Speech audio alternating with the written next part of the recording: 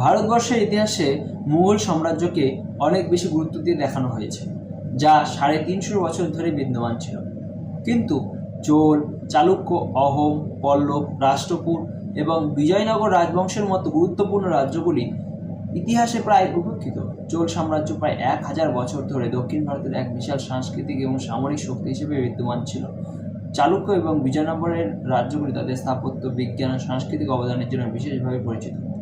অহোম রাজবংশ আসামে প্রায় 600 বছর ধরে বহিরাগত শক্তিকে প্রতিহত করে তাদের স্বাধীনতা বজায় রেখেছিল। অথচ এই সকল গৌরবময় ইতিহাসের কথা শিক্ষার ক্ষেত্রেও সঠিকভাবে উপস্থাপন করা হয়নি, যেখানে মুঘল সাম্রাজ্যের কাহিনী বারবার তুলে ধরা হয়েছে।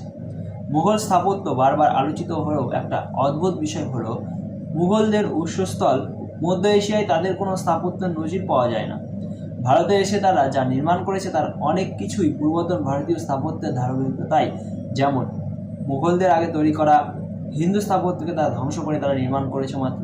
এর পাশাপাশি ইংরেজদের কথাও বলা যায়, যাদের শিক্ষিত বলা হলেও তাদের নিজের দেশ যখন শিক্ষা ও সভ্যতার প্রাথমিক ধাপ চলছিল তখন ভারতবর্ষে বিশ্ববিদ্যালয় এবং জ্ঞানের কেন্দ্রস্থল ছিল। তক্ষশিলা, নালন্দা এবং বিক্রমশিলা বিশ্ববিদ্যালয়গুলি গৌরবময় ইতিহাস প্রমাণ করে যে ভারতবর্ষ ছিল পৃথিবীর অন্যতম প্রাচীন শিক্ষার পীঠস্থান।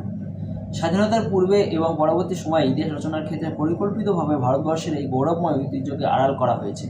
ব্রিটিশরা তাদের শাসনকে বৈধতা দেওয়ার জন্য ভারতীয়দের সভ্যতা, শিক্ষা ব্যবস্থা হেয় করেছে।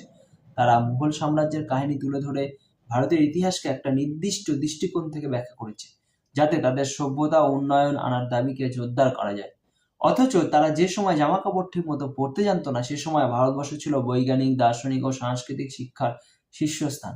ব্রিটিশ শাসনের আগেও ভারতবর্ষ ছিল শিক্ষার কেন্দ্র, যা তাদের পরিকল্পিত পরিচালনার মাধ্যমে উপেক্ষিত হয়েছে।